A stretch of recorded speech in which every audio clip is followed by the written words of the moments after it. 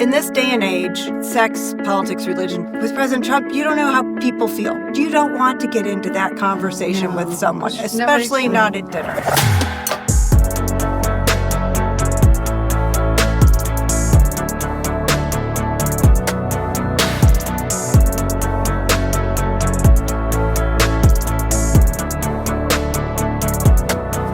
Well, welcome to this episode of Insights with Marsha. We're so glad to have you here today, and we have a very special guest. Her name is Elise McVeigh, and I call her Mrs. Manor.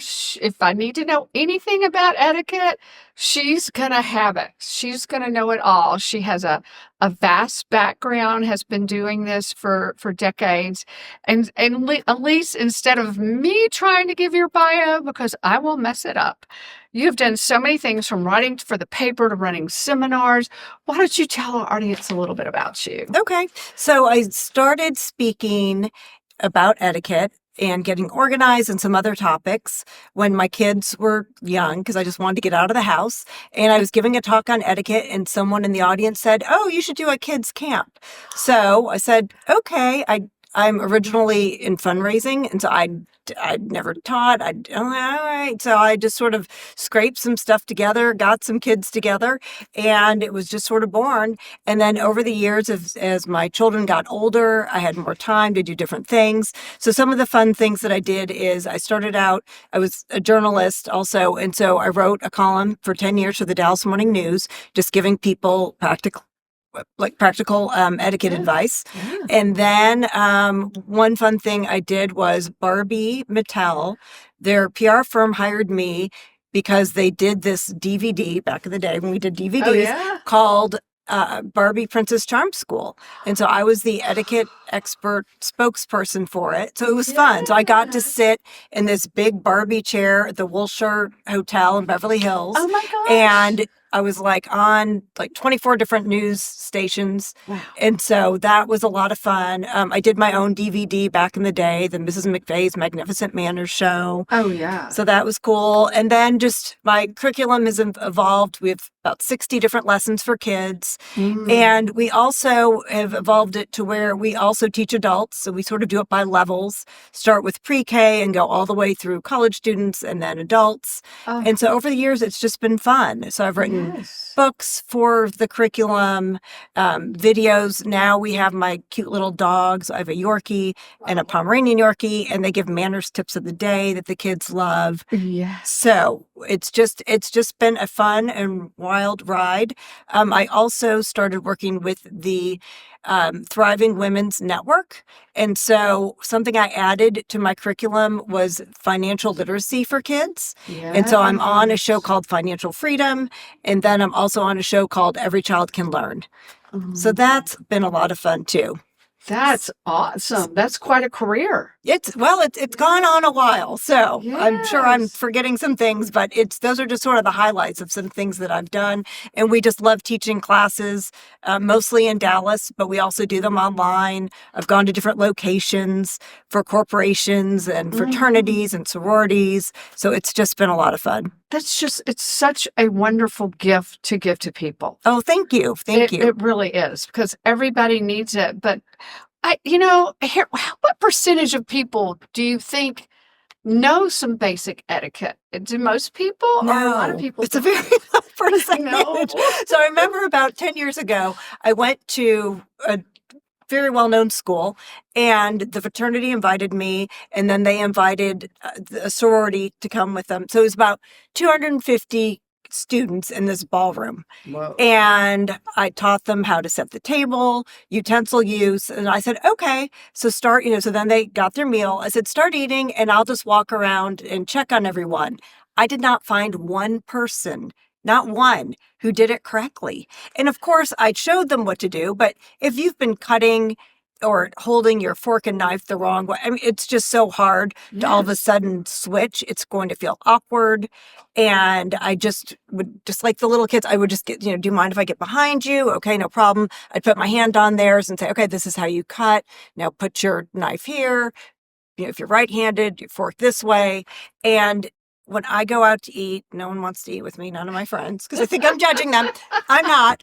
However, I do notice when I look around, just very few people know correct etiquette when it comes to sitting down at the table and utensil use. So it's really interesting. Well, we're going to be kindred spirits because nobody wants to eat with me either. Because you are the same, that you're like, you have to do it the right way. Well, I had a weight loss business for 20 years, and I told people you have to eat slowly. You need to put your fork down between bites, chew slowly, taste your food. And they're like, we don't want to eat with you. And I'd say, I promise I won't watch you eat if you don't watch me eat. Right. Yes. And one of the airlines was one of my, I did it corporately for employees. One of the airlines was my client, and I'm sitting in the airport. John and I are at a high top right by a concourse, and I'm eating, and a flight attendant goes by. Are you Marsha? I took the program. And I'm like, oh, that's so great. But it was John. How was I eating? Yeah, I don't want to look like a hypocrite. We're in a hurry in the airport. Did I eat you? So I know what you mean. It's so funny. That is a hoot. Out of all those, not one did it right. No, and I think over time it's just gotten worse. Oh, definitely. It has. Because with COVID, actually I had a lady call me one time. She seemed, okay, something I've learned, it doesn't matter how much money you make, what kind of family you're from, either you know etiquette or you don't. I actually had a group of kids whose moms, it was called GEM, Girls Empowering Mothers. Their mothers were in prison. And one of the little brothers came to the session and he knew everything. But then I have CEO's kids who know nothing. Yes. So it's just really, really interesting. You just don't know who's going to know what. Right. Okay. So, what do you think is the most important reason to know proper etiquette for things? People like boundaries. People like expectations. They want to know what they're getting into. If you're thrown in a situation, let's say that you're 25 and you're at your own corporation's dinner. I'll try to tell college students, all right, someday you're going to be at a table of 8 to 10 people, a round table, and you need to know which fork to pick up. You want to know what to do. Yes. You want to know that you're comfortable and that people around you are comfortable, because we're talking about bread plates before, if I use the wrong bread plate, it throws off the whole table. Yes. So you don't want to be that person. Or what if you start eating before the hostess starts eating? And so you're eating and all of a sudden you look and you're like, no one else is eating. Oh my gosh. So you want to know what those rules and expectations are. And even if other people are doing it wrong, at least you know that you're doing it the right way. Right. I agree. I think it gives you self-confidence. It does. Absolutely. Because I was one of those where somebody got my bread plate and it was really good bread that night. I was like, I want my bread. You're like, now what do I do? My plate and I can't take that plate. Right. And there's a fleeting moment where you want to go, this is a nice gentleman that has his own business. Like, didn't your mama teach you? No. No one seems to. And the other funny thing is I'll have friends, my mother, my aunt, whoever taught me etiquette. And then I go to their house and they set the table incorrectly. And I'm like, well, I guess, or I'll have someone come. So the little kids go home at our summer camps. They go home and they'll tell their mom or dad, because we send questions home, ask your child how to set the table. I've had parents come back and say, I've been doing it wrong all these years. I thought my grandmother, my aunt knew what they were, but I haven't been doing it right. Yeah. So it's really interesting. Yeah. I remember my brother's children were taking an etiquette class, and I was almost a little jealous because I only picked up what mother taught us. One thing I'll never forget is, I have a twin brother and a brother 2 years older. I feel like a boy, because I would wrestle with them and everything, and they weren't always the politest people. And sometimes at the end of the meal, they go, I'm stuffed. And mother would go, I am comfortably full. Is that a good way to say it? I think that's a nice way to say it. And I was like, so funny. Oh, yeah, that's a good one.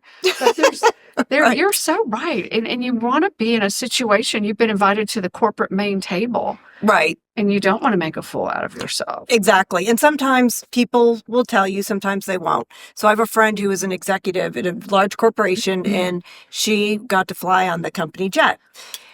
Well, the assistant to the president of the company said, okay, this is the deal. There's going to be a main table, and then there are seats over here. You sit at the seat over there until you are invited to the main table. And I'll tell kids, I say kids, young adults, that when they go into a corporate boardroom, don't just sit down. You ask someone where to sit. Just like if you go to someone's house and are a guest, just don't assume that you should sit anywhere. And you definitely don't sit at the head of the table. You let the boss or the hostess or whoever's in charge, let them do that. But don't just sit, be invited. And maybe you are going to be one of those people who needs to sit on the seats back here, but they will let you know if you're at the main table or at the kids' table. Right. Because then your self-esteem can just go. Right. real quick. Yes. I mean, you rather think that, oh, I should sit over here and then let them invite you to go to that table. Yes. Well, you're appropriately dressed today. Oh, thank you. And I wish I thought to wear red. It was one of those days. I bought this as a new shirt. You know, whenever you love buy it. a new shirt, you're dying to wear it. Yes. And then when you came in dressed so beautifully for Christmas, I thought, faux pas, Marsha. Oh, no, not at all. I like to wear red. I wear a lot of red. So I love that color too. I do. Okay, so we're going to talk about this. We're in the holiday season. Let's talk about some holiday stuff. okay. Tell me about RSVPing things, because that's a big. People struggle with that, don't they? They really do. So I say RSVP within 3 days. And if you cannot RSVP within 3 days, call the hostess and say, I would like to check something. You know, maybe I'm checking my work schedule, or my spouse has to check their schedule, whatever it is, or I might have someone coming in town. When do I need to get back to you by?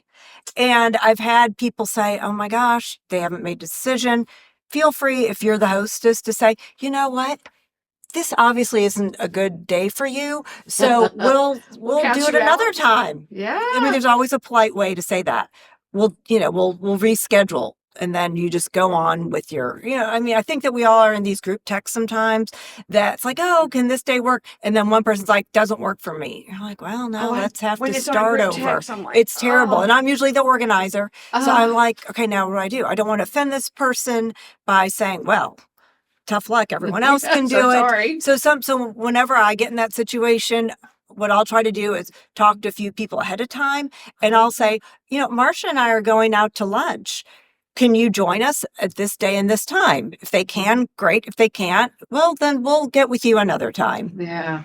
I like that, because I've had so many parties that it's like, it's a week before and nobody's several haven't RSVP'd and I really need to know. Yes. Or you're doing So a dinner party uncomfortable. and your table will only hold 10. Yes. And you would replace them with somebody Exactly. else. So Exactly. It's like that. It's okay to say, Yes. Like, obviously. this obviously isn't going to work for you. Yeah, I like that one. Okay, well, what if you have to un-RSVP or cancel at the last minute? What do you do in those situations? Right. In which I think some people are too fast to do. Some people are just like, I don't feel like going. And they just cancel at the last minute. We all have those friends. Yes. And you're like, I knew she was going to cancel. I just knew it. Or I have another friend who said, how many times can so-and-so get their house painted? She always would say, oh, my painter is here. Oh, that's a good one. It's so Oh my funny. gosh. And I'm like, yeah, I think that's just an excuse. I don't think that she just thinks, I don't feel like going. So if you have a legit reason and you really have to, just call them as soon as you can and give them the explanation. Yes. Or sometimes if you feel like they're going to give you a hard time, I think it depends on who the person is, then don't give them an explanation. Just say, I'm so sorry. I feel so bad. I cannot make it. I'm sorry if that inconvenienced you. End of story. End of story. Yes. Okay. Is there any way to make it up to them? I would say, let's say you're supposed to go out to lunch. Can we get out our calendars and reschedule right now? Very good. Something. And so that way they know that you're serious, that you really wanted to make it, but you really are unable to. Okay. What if you had an out-of-town guest with you, even if it's just like one person, and it's a party and you want to go, but you can't leave this person? What do you think about that? So I've had that situation before. So when we've had a party, I've had people say, would you mind if I bring this guest? Not a problem at all. But if you feel uncomfortable with that, what I would do is I would call the person and say, do you know what? I really wanted to go to your party, but I have an out of town guest. If they don't want them to come, they'd say, oh gosh, all right, I'm so sorry. Hopefully you can make it next time. But they'll probably say, oh, just bring them with you. No Yeah. big deal. I like that one the best. You're definitely giving them an out Yes. before, you're To not let them making make that decision. Yeah. Okay. It's so funny because in my neighborhood, I have a great neighborhood. Everybody knows everybody. We all enjoy each other. There's a book club, so it's got almost every female in the neighborhood. And, you just reply to what something that we did book club was. And when we have a party, if it says start at 6:00, everybody's there at 6:00. Oh, that's so funny. So let's say somebody's having a party from 6 to 9, but they're not calling it a come and go. It's just a party. What do you think is the right time to get there? I think any time after the start time. Okay. And if I ever find myself that we're the first ones, I'll say, what can I do to help you? I like that. That way and same as if you look around, and this has happened to my husband and I before, you look around, you're like, oh my gosh, we're the last ones here. Oh, let me help you clean up. Oh, I like that. But overall, when should you come? When should you go? Go with the flow of what the group is. If you look around suddenly and people are leaving, then it's your cue to leave. Okay. Because you don't want to be that last person at the party. Mm-hmm. But as I said, if you are, help to clean up. Yes. But just try to make an exit as fast as you can, just because your hosts are probably thinking, why are they still here? Yeah. I'm always wondering, hostess gifts. Like, just give me some general ideas about what's proper for etiquette, for a hostess gift. So flowers are always nice, but if you're going to do that, I'd say put it in a vase. Yes. That whatever you do, you don't want to interrupt the flow of what the hostess is doing. They're usually running around doing 20 things. If someone's like, here's some flowers, and you're like, oh, because then you feel obligated. You're like, oh, let me find a vase, and you're having more to do. Yes. Wine is always nice, but I always say, if you know the person's very into wine, if you're very into wine too and know what they like, that's great. If they're into wine and you don't know as much, I would stay away from that and just go with the flowers. Okay. But also another thing about wine is some people say, well, am I giving it as a gift or is it for now? Yes. Right? Yes. So my husband has a friend who's very into wine. My husband's into wine. And he said, we would have these get-togethers where we would open up bottles of wine. He said, I always would bring a nice bottle thinking that we were going to share it. Right. Well, the friend would take it and put it in his wine cellar. So I finally said, okay, you need to make it clear of that. I said, you hold on to it and then go up to the counter and say, okay, I want to open this just so he knows, maybe have it down by your side. And then when you get up there and you see a wine opener, say, oh, I brought this to share. And then get it corked right away. But the other thing is, if you feel like, I don't care either way, this is sort of awkward, I would get a gift bag, put the wine in there and say to so-and-so from so-and-so and say, this is a gift for you. Okay. And just leave it. So whichever. But, I always, as a hostess, I'm like, well, would you like this now? Or so I think a gift bag is nice if you don't have a preference or if you truly want to bring it to them as a gift. I like that because I don't drink a lot of wine. So okay. Maybe they know I don't necessarily pick a good wine and they're like saying I'd like to have it. So right. So yes. Yeah. And that's another thing. If whatever you like to drink, if your hostess does not drink, or let's say that you like tequila and I like wine, just bring your own. I don't think anything's wrong with that. I'm so glad you said that because as far as drinks, there's like one thing I drink. Right. And so often I'm like, can I bring, I've got these, not this big, but I got little wine cups there. Yeah. How about if I just bring mine? Right. I think that's more Unless than it's a nice cocktail party, that might be okay. If it's a get together with friends. Yes, absolutely. I love that. Yes. Because I really, not a big drinker. Right. But you want your drink. Thing. Yes, yeah. I agree. Oh, I like that. Let me think if there was anything else hostess like. Oh, okay. Holiday party etiquette. That's my thing I'm thinking here. I remember one time John and I went on a cruise and somebody posted pictures and I'm thinking, I wish you hadn't done that because now everybody knows I'm not at home. Right. So that I thought was definitely, And what about holiday parties and people that you know who I'm talking about? There's Yes. I'm not good with social media. There's a lot of people that are good and they want to post them. So what do you think? I have so many opinions on that. So first of all right, so let's start with talking about the cruise. Right. Maybe you don't want everyone to know you're on vacation. And I've had people write into me and say, I was on vacation with my family and my sister-in-law posted a picture of me in my bathing suit. No. I thought, I would That's have a worth problem with it. murder Even right if I there. thought I looked good in a bathing suit, I would not be happy. That's just not appropriate. And Yes. a lot of people, for whatever reason, they don't want to be posted. And what if you don't like the picture? Because everyone judges a picture from how they look, right? The first someone says, oh, I took our picture, your eyes go to you. Yes. And you're like, well, I look terrible. Well, you look good, but I look terrible. Well, you don't. No, you look great. Right. No, I don't. No, I don't. I don't like how I look. So I think that you should always ask people before you post. But anytime I've had, let's say, a birthday party or something, I've said on the invitation or whatever, I've just made it clear to people, please don't take pictures and post. And put it on the invitation. Yes. I like that. No pictures, please, or no social, please, something.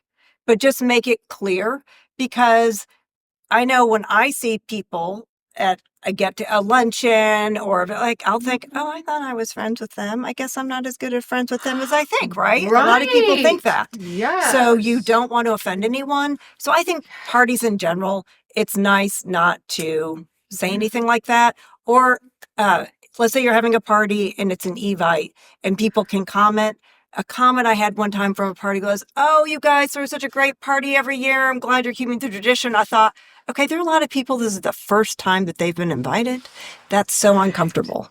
Yes. So just be very mindful of what you say and do and post.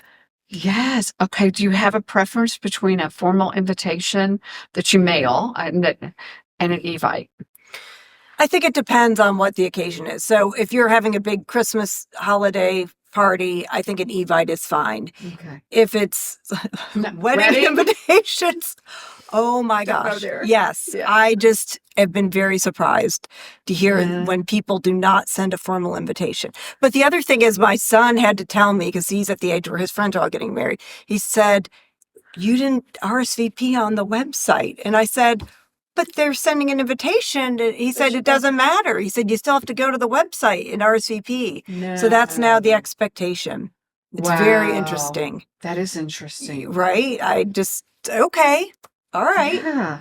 Because, So I guess I'm check all the glad boxes. to know that. I'd rather just put the little envelope in the mail. Right. and That's what done. I thought that you are supposed to do. And you're Mrs. Etiquette. So, But now the new generation, this is what they want you to do. So that's a good question. Can you think of anything else like that that's changed with the generations, that our generation versus Oh, I think now? so many things. So I did a little post the other day on who pays for what for weddings. Yeah. Oh, this is good. So I mean, my girls are married, but still, I wonder. People need to know. Yes. Traditional etiquette says the bride's family pays for the wedding, the groom's family pays for the rehearsal dinner. We now have the welcome parties that have come into play. I assume it's because people live different places now. You have so traditionally, as you know, the rehearsal dinner, you are obligated to invite all of out-of-town guests. Yeah. Now there's so many destination weddings, or people live everywhere. Everybody seems to be an out-of-town guest. So what do? I think a welcome party is nice. So you have your rehearsal and then everyone could go to the welcome party. Or maybe some people will say, well, we'll have a more intimate group for a dinner and then later we'll have the party for all the guests. But you need to somehow include all the out-of-town people to say, we're glad you're here.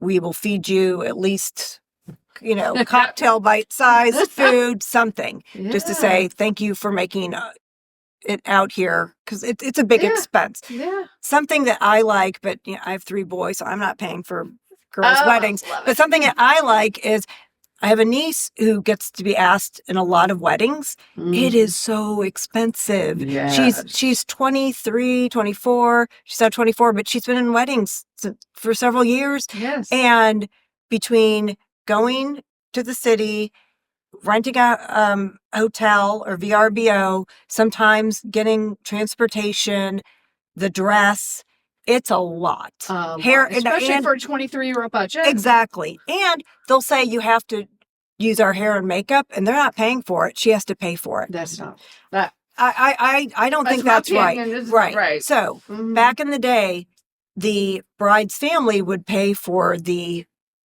bridesmaid's dress.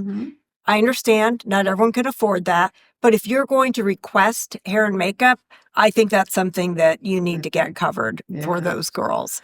Yes. And if you say, well, I can't really afford it, well, maybe don't spend it on something else. Look at your whole budget and say, something I need to put into the budget are the dresses for the bridesmaids, because you know what? You're not going to wear it again, no matter what the bride says. Oh, you'll wear it again? Yeah. You're not going to wear it again. No.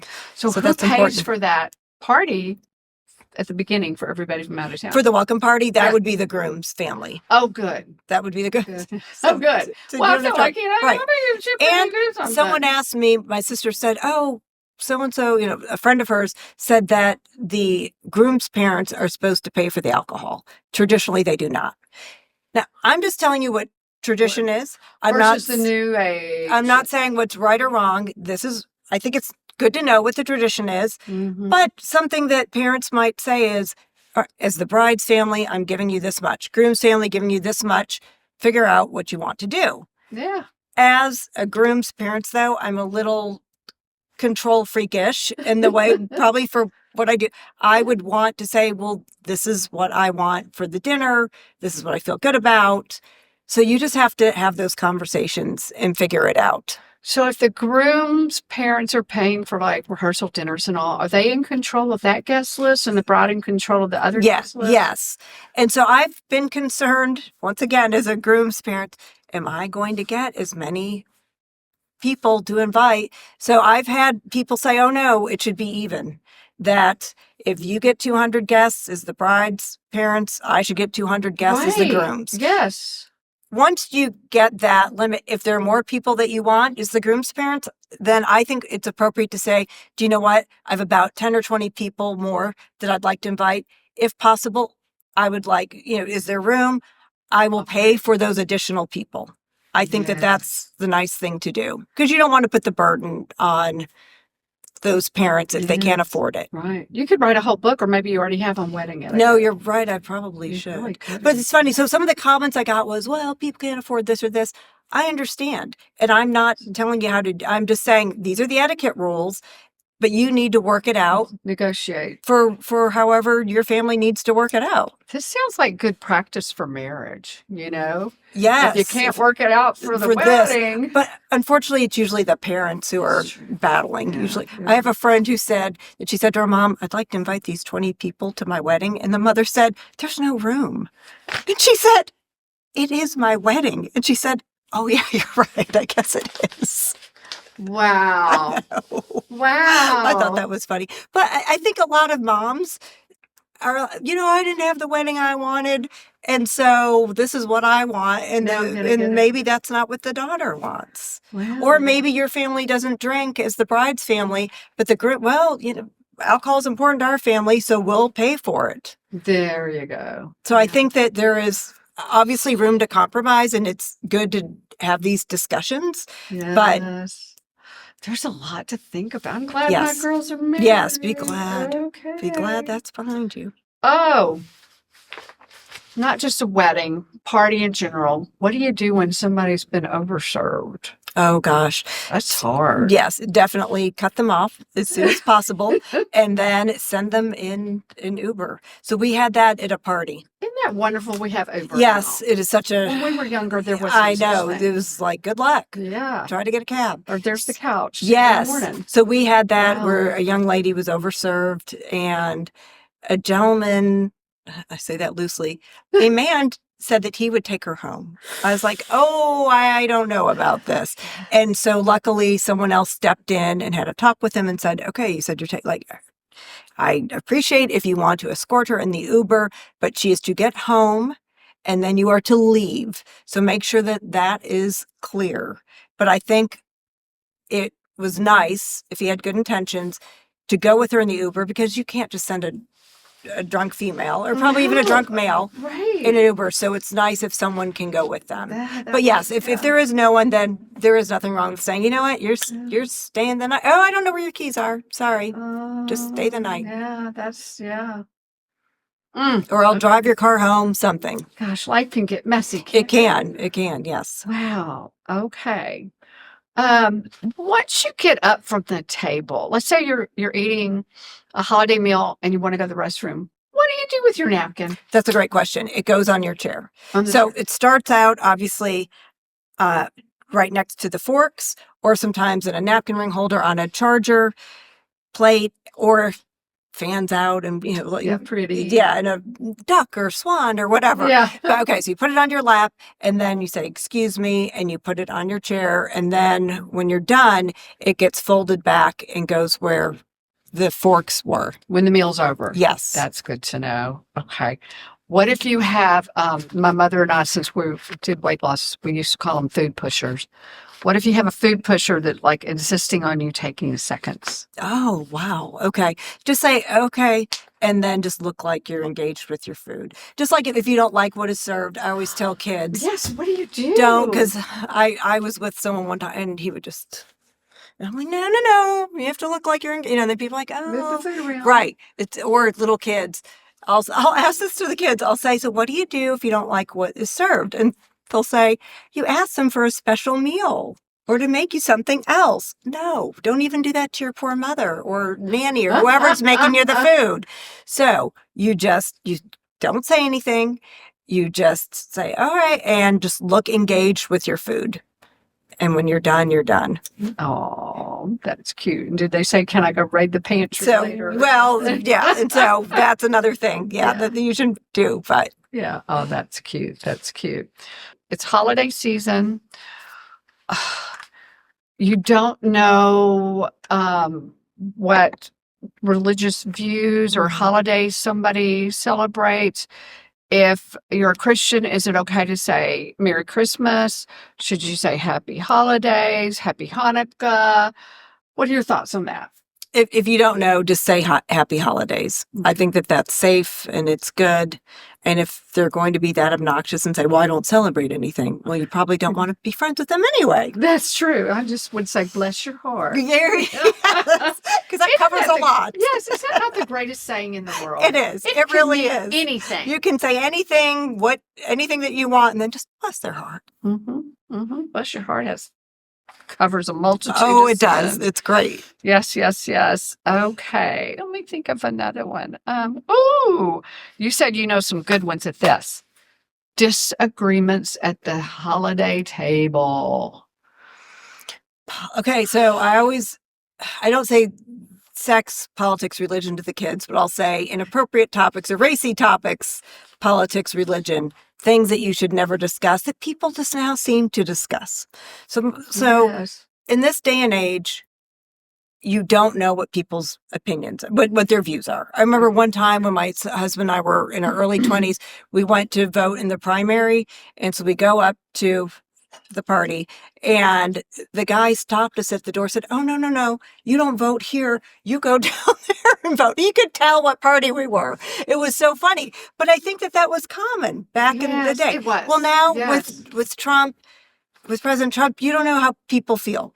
Some Right. love him, some don't love him, some are Democrat. There are a lot of Republicans who are like, I'm Republican, but I don't like him. So you just don't know. And people are so passionate. You don't want to get into that conversation with someone, especially not at dinner. Yeah. And so in my family, we have some very liberal people. We have some very conservative people. So we try to just steer away from that topic. If someone goes down that road, down that path, then you just change the subject as quickly as possible. That's all you can do. And that's your job as a hostess. Or if you're one of those people like me who just start feeling uncomfortable and think, I should do something in this situation, oh my God, I love your ring. Or, oh gosh, this table looks amazing. This food is so delicious. Anything to get them off topic. I like that. Okay. What about pulling out the cell phones over dinner No, table. bad idea. And the funniest thing is when I tell kids, I'll say, never have cell phones at the table. But my dad does all the time.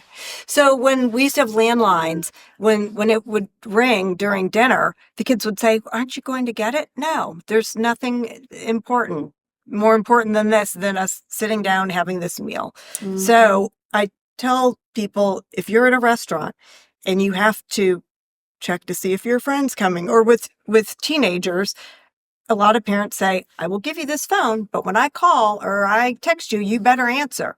Okay. So you can announce that, oh, my mom's calling, excuse me. If it's more than a 5-second conversation, yes, I'm fine, thanks, bye. Then you get up from the table and you take the call. That's good. But at least announce and tell what you're doing. Yeah. I wish I could remember exactly how I heard it. The other day, somebody was talking about a dad that maybe had grown children and they'd get together for dinner, and it was like whoever gets on their phone has to pay for dinner. Oh, Like that's that. okay. That's a great idea. And I thought, I like Okay, that. so something I've done before, if someone's on their phone, I have gotten my phone and texted them, please get off your phone. Then they That's look, they're like, oh, good. sorry. Yeah, I like that. Yeah. Yes. It's funny to see how long it takes them to notice. That's funny too. I bet that's like, they're just attuned. So like, oh, whoops. Yeah. Mine doesn't even make a noise if you send me a text. Okay. All I right. don't like being connected. Right. If anybody out there's listening and you know me, just if you need me, call me. Because I do look at it a lot, but it's like, I don't want to be that responsive to technology. I understand. And Yes. I've never regretted it. I understand. Yeah. Nope, that's not a bad thing. Yeah. Okay. Let's see. What's your opinion on this one? So I have a friend who has decided instead of buying a gabillion presents for everybody, they've started a stock fund for the kids. Oh, that's great. You like that? Yes. I do yes. too. I think So our first Christmas with our son, we waited so long to have kids that my mother-in-law went crazy. She had like 50 something gifts. He was 5 months old. She propped him up among the gifts. Like my poor mother was like, oh my gosh, I brought him 5 or whatever was an appropriate amount. And I'm like, you're appropriate. She's not. And just ripped, tore through all the gifts, like, oh, this and this and this. So after that, my husband's like, that was very nice, but can you please I'd rather like save money in the college fund, whatever. That's hilarious. Yes. So my dad ended up giving the grandkids a certain amount every year for their birthday and for holiday. And then my mother-in-law found out about that. So she started matching it and doing the same. And they've started out in life in the positive instead of the negative. So it's really nice. And also my husband works for Merrill Lynch. So he taught them how to invest and what stock, kids love stocks. For example, I always say to my husband, like, we have Amazon, right? Because I feel like I've contributed. Truly. I mean, that and Apple, like they own me. They own me. Yes. On a day that an Amazon package does not get delivered. So it's good to be. So kids, you can say, oh, you like doing this, you like doing that. I had a son who was a sneakerhead for a while, and so he was in Nike. You can really get kids enthused, interested, and you can make it fun where they can say, oh my gosh, look at all the money I've saved. Yeah. Kids have so many, something Donald Trump said that I do agree with. He said kids need like 3 toys or whatever. They don't need a bunch of stuff. We are such a consumer-ridden society. Mm-hmm. They only can play with one thing at a time. Yeah. And I used to rotate the toys. I'd put stuff away, bring it back out.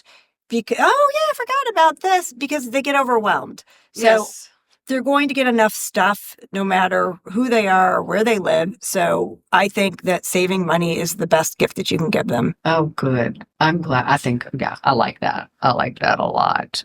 Oh, here's a biggie for the holidays. What do you think about regifting? That's a good one too. If you're going to do that, just be very careful. So one time I had a housewarming party, and so back in my early 20s, someone gave me like a fajita skillet or something. So I open it. I'm like, oh, it's from Cindy and George. And then when I opened the box of the actual, this other card came out. And I was so confused. Like, what? Then I figured out they regifted it. It was given to them from someone else and they regifted it. I'm like, okay, all right. And it makes you feel terrible. So make sure, or another time, I tried to regift something to someone. I just had a baby, friend just had a baby. I got 2 of the same books. Yeah. And so I'm like, okay. I mean, it kind of makes sense right, in some it does. So I'm like, okay. Because I feel like, sort of like when you give to charity, you're like, give to Goodwill or somewhere. Okay, I can't use it. Let me pass it along. Better than a landfill. Yes. So I gave it to her and then I opened it. I saw that someone wrote in the book, to Griffin, da, da, da, da. I was like, so I said, oh my gosh. I said, I get it wrong. I said, oh, do you know what? I see that Griffin must have gotten hold of a marker or something and marked it. Let me get you a different one. I am so sorry. She's like, oh, no. I'm like, oh, no. Yes. So just. You handled that really good. Thanks. Yeah. I would triple check. Just make sure. Yes. There's no hidden there's messages right. in there. That there's nothing in there that says this is regifted. Yes. Okay, then this is an awkward one. When somebody gives you a gift and you don't give them a gift. It's really not. So It's not? No, I've heard people lie, say, oh, yours is coming, whatever. Yes. Or I've seen people say, oh, I'm so embarrassed that you gave me a gift and I don't have something for you. Just say thank you. That's all you have to do. And you don't have to run out and get them something. I've had that happen before too. Like I dropped off baked goods or something to some. No, just say thank you. You do not have to do that. The next time it's that holiday, their birthday, okay, you can give them something. Yeah. Or if it's an equal amount of, like, oh my gosh, they gave me such an expensive gift and I only got them this. Don't worry. It's a thought that counts. Yeah. There's no reason to say that you're embarrassed. Just say, oh, thank you. End of story. And write them a handwritten thank you note. I like that. Ah, there you go. Handwritten thank you note. Rare. Do not fill it. I always tell the parents They when are I give rare. when I tell this to parents, they get very defensive. Do not get the fill in the blank for the kids' parties. Dear Marsha, thank you for the truck that you gave me for my birthday. No, if your child is not old enough to write, then you write it and don't do it in their voice. Just say, thank you for giving Billy the truck for his birthday. We really appreciate it. He's playing with it all the time with his brother. Or if someone gives you something, it's displayed in my living room, whatever it is. And then once the child is old enough to write, what I used to do is I'd write out their thank you notes on a piece of notebook paper and they would just copy it. And then one day I remember my youngest one's like, I don't need your note. I can do my own. Okay, good. Glad. Glad. That. That's good to know because I have 2 5-year-old grandchildren, a girl and a boy, 6 weeks apart. And they just had a wonderful birthday party on Friday with ponies and bounce houses. They really haven't had birthday parties up to this point, so it was really cool. That is cool. And with all the gifts, my daughters are going, there's a lot of them without tags. Oh, that's uncomfortable. Yeah, right. We're like, we just may say thank you for coming, to the pony party. It was great to see it, whatever. So that's nice. And it's awkward just to call someone, did you give them the... I know. Because you just don't know how to... Yeah. So I think that's so nice. Write a thank you note. Don't mention the gift. And then the person will say, oh, or maybe they won't.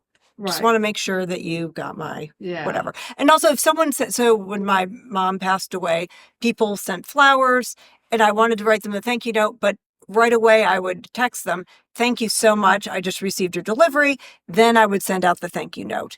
And so there was a friend who sent a charcuterie board and it never got to us. It got delivered somewhere else. And so the next 2 days later, she's like, did you get something from me? I said, no. And so we figured it out. And she's like, well, I knew that you would have said something.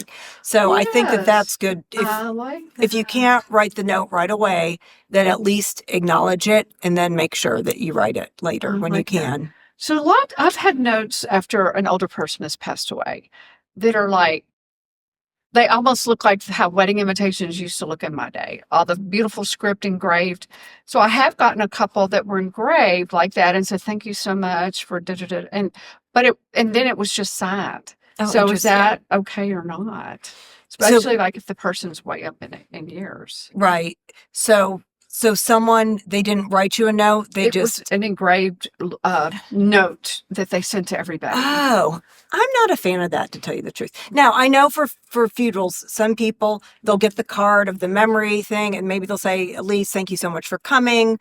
That's appropriate. But anytime that you can just write a handwritten thank you note, I think is I have a friend whose husband just passed away at a young age, and she said that those notes are what has got her through it. She just looks at them and looks at them. Yeah, that's neat. That's neat. Yeah.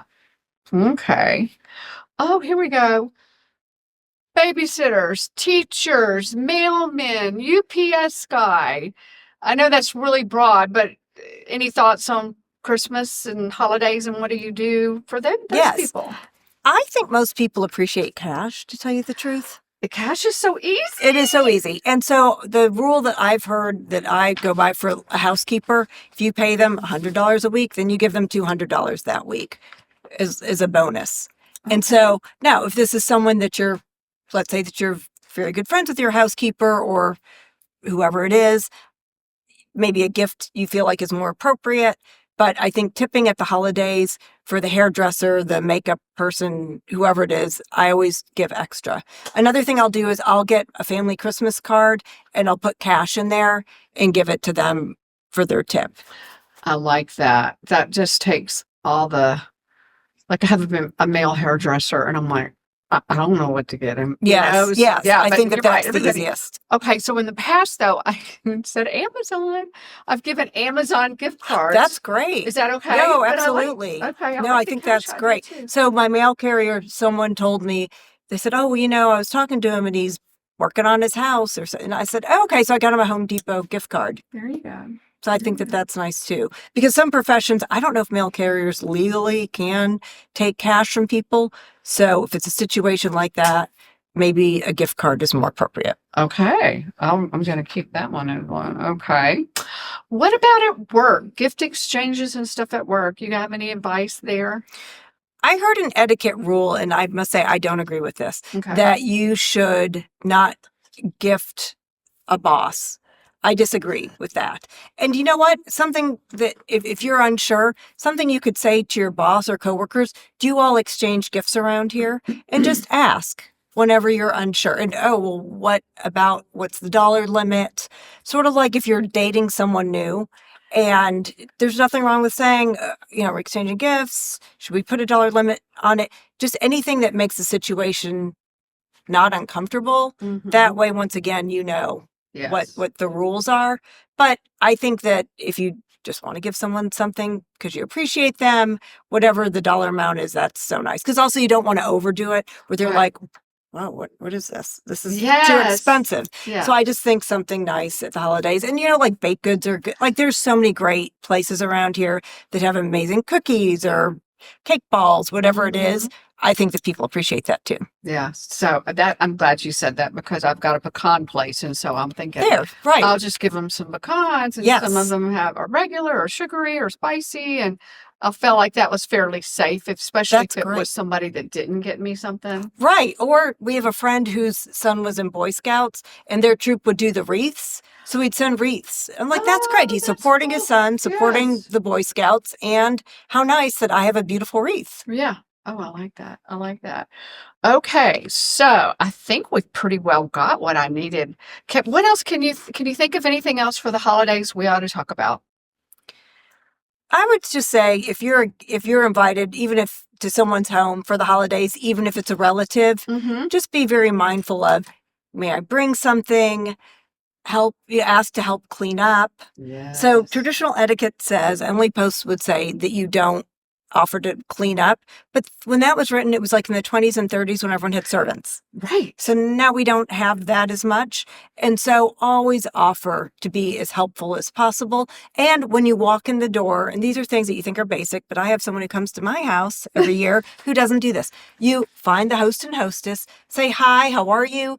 Thank you for having me. If you brought them something, hand it to them, and then make sure that you thank them when you're leaving.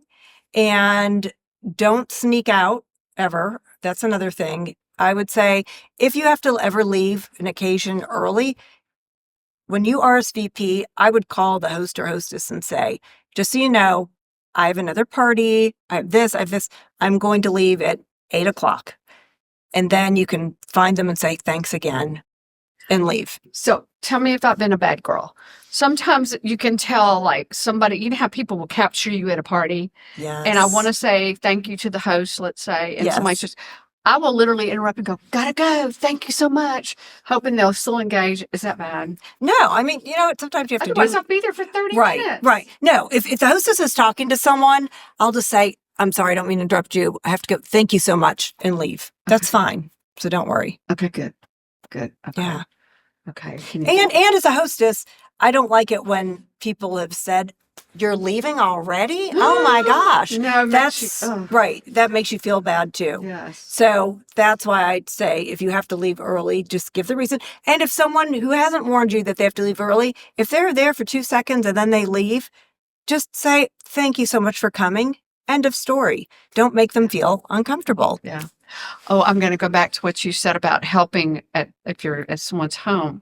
So we actually met at a friend's lake house. Yes. So I have a lake house and my 2 daughters have lake houses. And giving away a secret to anybody out there, there are certain people who will help you a lot and certain people who won't. And when you're trying to, like at a lake house, you've got to get sheets washed, beds made. Right. You've had to serve those people every meal because they're your captive guests. You've taken them out on a boat. You've taken them fishing.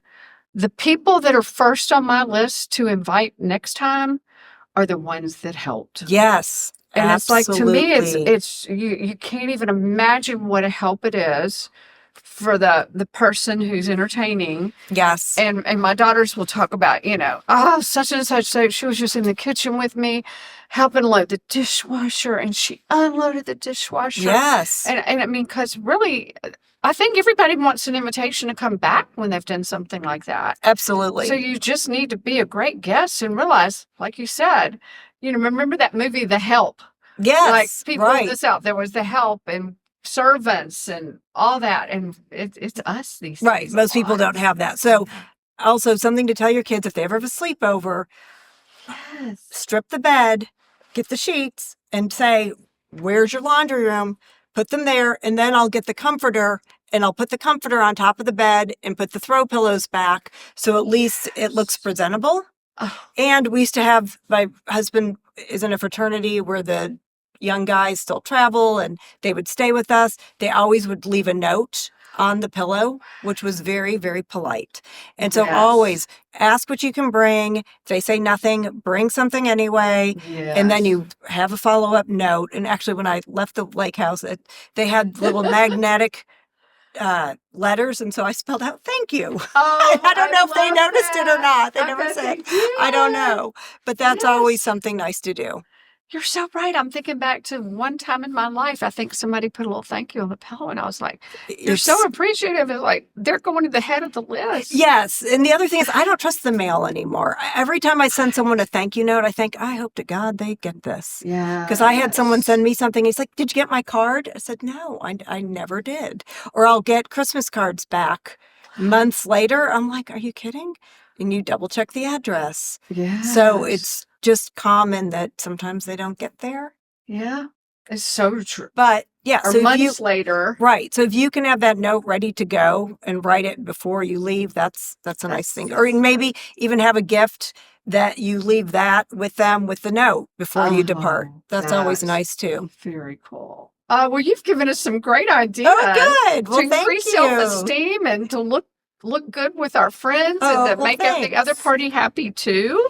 Well, thank you. I just love it. Thank you. So will you come back and do like a general Manor? Sure. There where we can talk about all this stuff, because this is really empowering to people. You don't have to feel like, what do I do? Yes, I do. Yes. Once again, people want other people to feel comfortable. They want to feel comfortable and confident about what they're doing. And whenever I've received a thank you note or I know we're getting started again, but my brother, he really taught his children, and we'll talk about this, to say hello and yes, ma'am, no, ma'am. And I'm like, wow, your parents raised you right. Yes. These little things go a long way. Yeah, it makes the person with the good manners just look like they know what Yes. they're doing in the world. Absolutely. Yeah. So thank you, and I hope you have a thank wonderful you. holiday Well, thanks. season. You too. Yeah. So y'all join us when Elise comes back, Mrs. McVeigh, and look up her website. What's your web address? It's mrsmcveigh.com, McVeigh. And what kind of things do you currently have going on that people might want to engage with? So we have a holiday camp that's coming up for little kids the weekend before Thanksgiving. And then anytime we have information on there, if you ever want a private lesson or something with getting organized, financial citizenship, or manners. Wonderful. So what are the ages of the kids you're teaching holiday manners to? Age 3 through 11. Wow. So it should be fun. Is it like a one day? It's a 1 day. It's a 3-hour class on a Sunday, 1 to 4. It's the Okay. Sunday before Thanksgiving. Perfect. That's a perfect time. Okay. Well, Yes. if you guys are smart, check into it. We're in Thanks. Dallas, Texas, so that's where that's going to be happening. And Mrs. McVeigh is available to go to her website and find out all that. We look forward to seeing you for our next Insights with Marsha.